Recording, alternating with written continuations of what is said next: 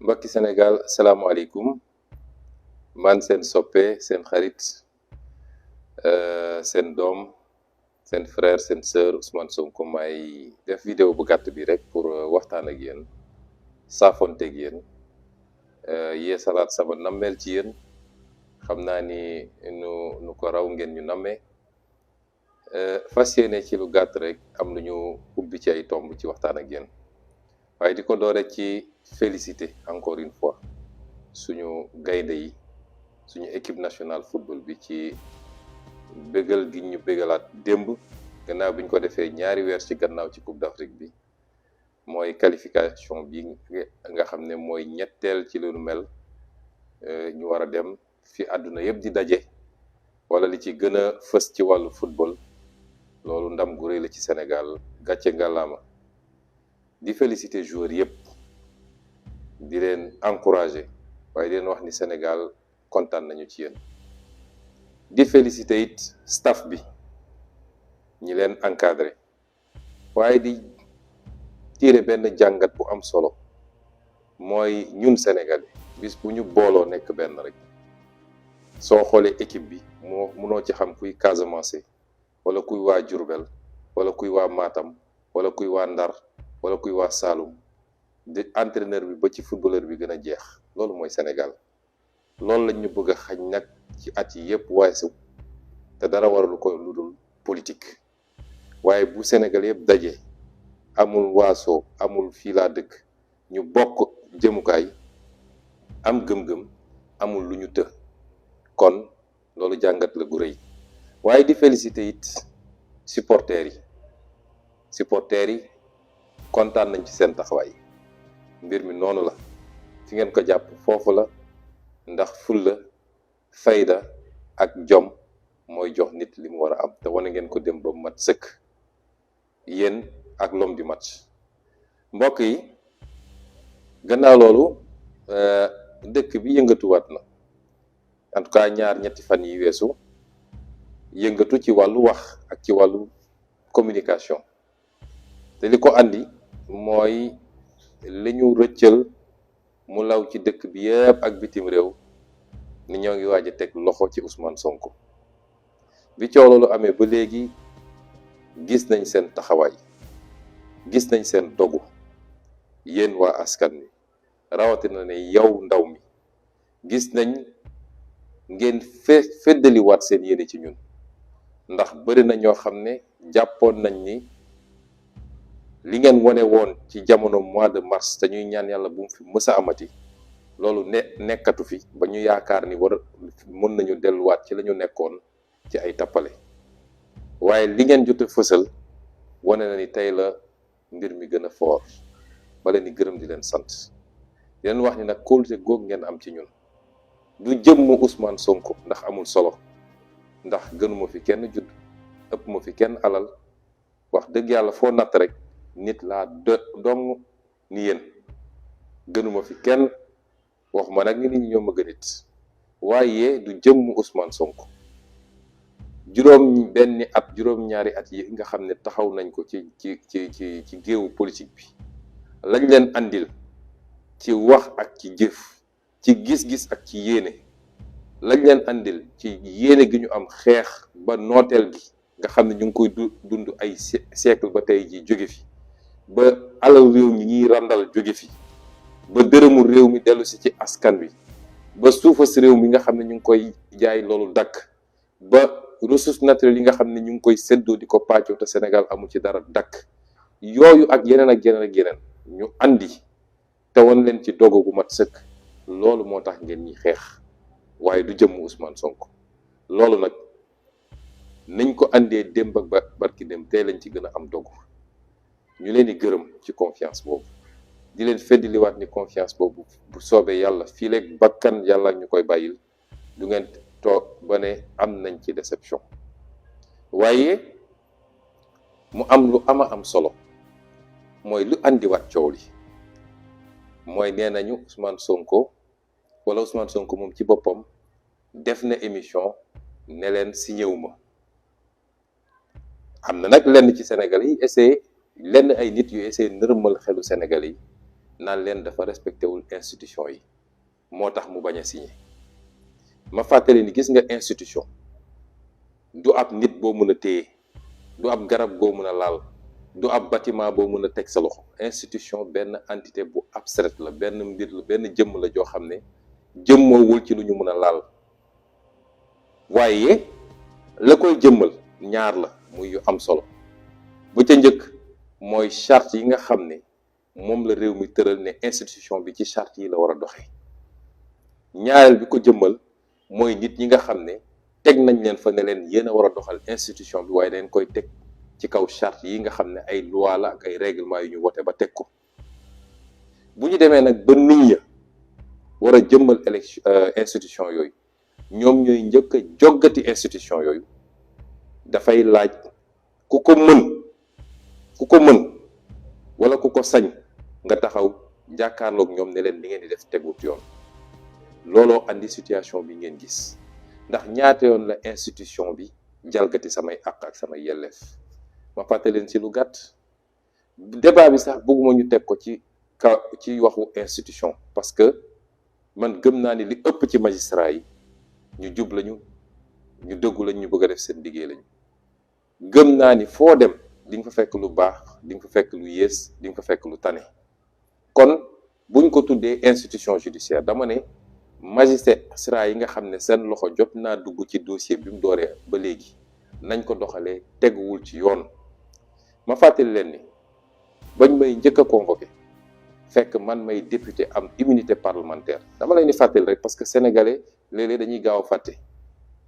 te ñoom dañoo yor seen communication boo xam ne dañuy essayer nërmal xelu nit ñi. ma fàttali ni bi ñu may njëkk a convoqué maa ngi yor immunité parlementaire, mooy bañ ma falee député ba pare askan wi moo ne député jox nañ ko kiiraay goo xam ne balaa nga koy convoqué il faut mu jaar fii ak fii ak fii. procureur jalgati yooyu yëpp ne waa section de recherche convoqué leen Ousmane Sonko, bu bañee ñëw dem leen jëli ko.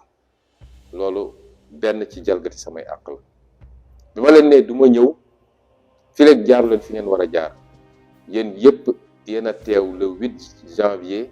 le 8 février ba ñuy yónni seeni alkaati ñu ñëw sama kër ba xeex bu métti am fa. ñaareel bi ñu ne dañuy yëkkati sama malaanu kiiraay,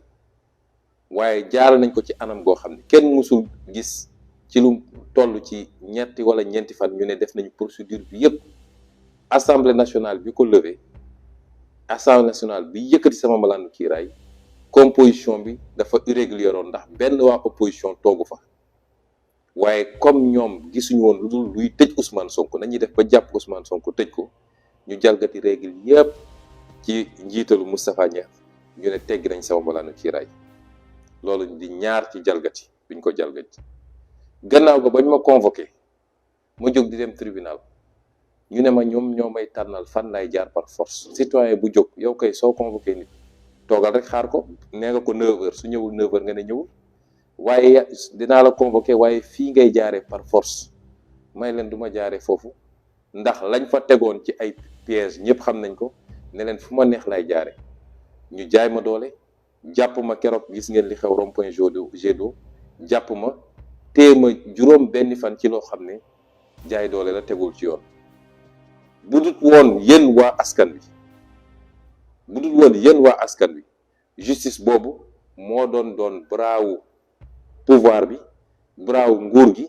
mooy doon loxo nguur gi pour ñu sàkkal ma pexe tëj ma ci ay caaxaan yoo xam ne tegul ci yoon. muy beneen boo xam ne am na fi. noonu lañ ma jàppee, di ma yee ay 4h du matin, forcé ma, dugal ma seeni oto, yóbbu ma tribunal, andiwaat ma, yeewaat ma 4h du matin, ci loo xam amu ci benn boo xam ne respecté na procédure. loolu yëpp ñu dund ko fi. balaa loolu am, yéen ñëpp gis ngeen sama kër moom defe naa moom ak Ukraine ñoo yemoon. ñu jël ay chars de combat lu ne dem bloqué sama yoonu kër yëpp, samay doom di dund fitna boobu, samay waa kër di dund fitna boobu, ci loo xam ne ñoom ñoo ma ko imposé. Sénégal yëpp teg ci bët, àdduna yëpp teg ci bët. ba ñu demee ba forcé ma ne léegi da ngay ñëw ñu déglu la. juge ba ne day def mandat de dépôt boobu ne day def contrôle judiciaire ci loo xam ne amul dara lu ko justifié woon. man dew ma fenn, man dama am yéene nekk président 2024. dew ma fenn ci àdduna, amul ku ma mun a génne ci réew mi tey su ñu yëkkati woon sama contrôle judiciaire taxul ma tukki ndax sama sécurité man nekkul ci tukki tey ji sama sécurité biir Sénégal la kon amul woon dara lu justifié ñu def seen mesure boobu ñu ne la naam dinañ ko nangu ñu ne ma dossier bi waroo cee wax waroo cee yëy yàbbi waroo génn réew mi waroo man leen d'accord waaye boobu ba léegi lan la ñu gis ci dossier bi may fàttali sénégalais yi nii gis nga dossier bi yéen askan wi yéen a ko réglé ndax dossier bi le 8 mars lañ ko perte ñoom définitivement ma fàttali li woon seen stratégie mooy tuumal Ousmane Sonko gaawantu jàpp ko yóbbu ko rëbës ne matière criminelle la ñu nekk juge mun na jël 10 ans di def instruction bu boobaa yow fàtte nañ la rëbës loolu moo ne woon plan bi du leneen bi ñu échecgee ci loolu la ñu xam ni dossier bi ñàkk nañ ko moo tax ñoom sawaruñu pour dossier bi ñu traité ko su ma leen toppoon ci li ñu bëgg ñoom dossier bi fële lañ koy teg naan le juge matière criminelle le juge mun na jël tout son temps ci diggante bi tere nañ ma wax man ci jamono jooju bis bu ne soo ubbee télé ñi ngi bàyyi ay sénégalais di génn di wax di saaga di xaste di dugg ci joxe ay détails yu leen neex déggoo juge wax ci su doon ay sénégalais lambda rek sax waaye ñi ma ko seqal seen bopp muy partie civile bi ak seen avocat ñaata conférence lañ fi def lu nañu wax ko ci dossier bi ana juge ana barreau ndax samay avocat bi ñu jógee ne dañuy wax d'abord dossier 94 milliards barreau moo leen njëkk a tere ne leen du ngeen wax bu ngeen waxee ñu def procédure disciplinaire ba tey ji samay avocat saa suñu jógee pour wax barreau moo leen koy tere ana barreau jamono jooju semaine bu nekk avocat adverse bi génn def conférence de presse est-ce que mos ngeen dégg kenn ci sama pool d'avocat génn wax ci dossier bi télé yi ne ak rajo yi mel ni tuleeg male ku nekk di wax ana juge bi tere ne kenn du wax ci dossier bi ñu bëgg a téye loolu nag juge wala justice warul nekk prolongation wu stratégie politique gu nguur gi gis nga nguur gi ñemewuñu dossier bi ndax xam nañ li ñu téye ñun ci dossier bi seen stratégie mooy bu ko kenn traité nañ ko bàyyi noonu Sonko tënk nañ ko mënul def dara bu ko defee nag ñuy wër di wax di xaste di saaga lu nañu koy def moo tax ma ne leen nag benn instant dootuma leen nangut looloo andi sama sortie bi ma def temps yële sortie bi nag dama cee wax lu leer dama fàttali sénégalais yi yenn mbir bu ma ca jógee dama ne maa ngi yor sama passeport man maa bëggut a tukki ndax intéressé wu ma ñi ma xam ñëpp depuis longtemps xam nañ ni man su may tukki sax dañ may forcer farata moo mën a tax ma tukki waaye man duma koo xam ne damaa sopp di wër di tukki ñaareel bi may leen signétuma ndax niñ ma bëgg a këll-këllee juge bi ñaata yoon la ko samay avocat bind ay bataaxal benn yoon la ci mus a tontu mooy gannaaw bi ma génnee ba def sama sortie boobu la doog a tontu yeneen yëpp musuñ cee tontu te loolu nañ ci dellu si bu ñu duggee ci biir dossier bi looloo andi woon wax ji bi ma koy wax nag dama am lu ma ci jublu woon mbokk yi la ma ci jublu woon mooy dossier bi il faut ñu traiter ko tout de suite et maintenant dossier bi du lu ñuy téye dossier bi du dossier bu compliqué boo xam da nga war a dem jëli ay témoins yu nekk bitim réew ak nangam déedéet dafa jot ñu traiter dossier bi vider ko ñu xam fuñ jëm ñoom nag ñoo ñemewut dossier bi ndax nekk ci rajo yi di wax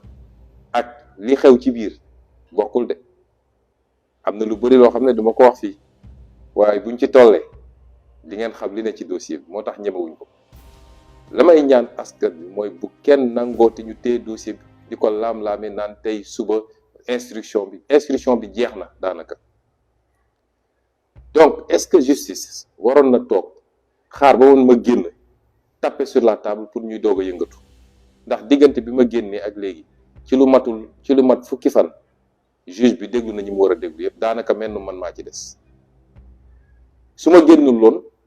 su ma waxutoon du leen woo il a fallu ma génn taper sur la table woo nañu beneen accusé bi woo nañu témoin auditionné nañu ñëpp ba mu des man kon ça veut dire que mënoon nañ ko def bu yàgg man li ma bëggoon am naa ko mooy dossier bi na yëngatu semaine passée bi ma samay avocat woowee ne ma jokkoo nañu ak juge bi wax nañu ak moom nee na nañu waxtaan pour xool kañ la ñuy def sa audition. dama leen ne du ñu génn semaine bi ndax maa ngi Ndakaaru lundi laa war a dellu Casamance waaye mën naa sax annuler sama billet bugguma ñu génn semaine bi proposer leen mardi mooy mardi démb bi su ma sañoon na ma déglu mardi boobu ñu avancé. dem nañu ba ci biir demewut noonu te li ko tee am ci juge ba la jóge waaye bi ñu demaatee ba ci biir ma ne samay avocat proposé naa leen semaine bii di ñëw le 6 ñu def audition bi ba tey amaguñ ci réponse waaye li am ba des mooy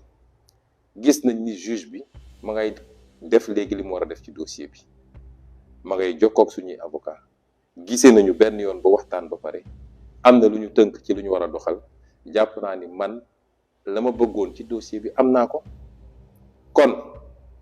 dégg naa seeni mbébét nit woowe na ma fu ne kilifa gu ne woo na ma nit ñu bari woo nañ ma doonte xam nañu lu waral sama taxawaay dégg naa seen mbébét boole kook li ma bëggoon man am naa ko mooy tey dossier bi mënatul yàgg ci loxo juge bi. jàpp naa ni sax ci fan yu néew dina ma déglu instruction bi bouclé wu ñu xam fu ñu jëm ak dossier bi kon jàpp naa ni amatul une raison pour que acte yi nga xam ne posé woon naa ko ma continuer ko. bu ñu defoon safaan wit ma téye fi ma téye rek ndax man bi may posé samay acte dama ko nattaat ko xam lu ma ci mën a fekk xam les conséquences parce que noonu la nit di doxalee noonu la kilifa di doxalee. lu ñu def rek pare naa ci ba noppi waaye comme li ma ci bëggoon am naa ko bu soobee yàlla semaine prochaine bu ma nee cëpp Ndakaaru incha allah la ma ci war a def yëpp naa ko def ndax ñun wàññi institution judiciaire taxu ñoo jóg. amuñu problème ak institution judiciaire amuñu problème ak magistrat yi waaye bu amee lenn ci magistrat yoo xam ne dañuy doxalee méngawul ni ñu war a doxalee magistrat nag nit la dong. magistrat jox nañ ko cër torop waaye nit kese la comme man comme yow comme keneen day juum day tooñ day def naka su dul noonu donc su loolu amee dafay baax ñu ne ko attention ku bëgg ku respecter dëgg nag institution judiciaire noonu ngay def ndax loolu mooy dimbale justice muy xoolaat boppam di remettre boppam en cause. may wax nag ni bu dee woo nañ ñu te gëm naa ni ci bés yu gàtt la. yéen samay soppe yéen askan wi jarul kenn di génn ndax audition kese la jarul kenn di génn naan maa ngi dem tribunal maa ngi def lii maa ngi def lii dossier ba lañ ca yor nañ ko ba noppi. dossier bi dafa vide amul dara wax naa leen ko keroog ilaa yow mi diin gisuma ku mën a tëj Ousmane Sonko ci dossier bi ni mel amul. wër di xasteeg saaga moo fi des waaye dara amul ci dossier bi kon jarul di génn. jarul di dem tribunal waaye rester mobilisé mooy fi ngeen teg seen tànk teg leen ko foofu te déglu leen ñu parce que fii la ñu ngi doxal yoon ñu dox ak ñoom ci yoon waaye buñ ñu bëggee jaay doole ci lu dul dëgg li ma waxoon la résistance est un droit buñ la bëggee jaay lu dul doole ci lu dul dëgg constitution moo la may nga résister bu boobaa la ñu war a wax ak yéen dinañ ko wax buñ ci tolloo kon loolu moo ne woon kàddu yu gàtt. di leen gërëm di leen sant di leen wax ni soyez heureux vivez bu leen kenn stressé bu leen kenn teg lu mu leen warul teg àdduna bi du dara te koo fi gis ak maqaamam nu mu toll nit dong la nit njaay boo xam ne day dund bu àppam jeexee mu dem bu leen ragal kenn kuy nit ni yéen loolu yab yàlla la waaye bu leen tooñ kenn bu leen njëkk a dóor waaye am ngeen sañ-sañ buñ leen dóoree bëgg leen jaay doole ngeen defaan seen bopp ñu leen di gërëm di leen sant asalaamaaleykum wa rahmatullahi wa barakatu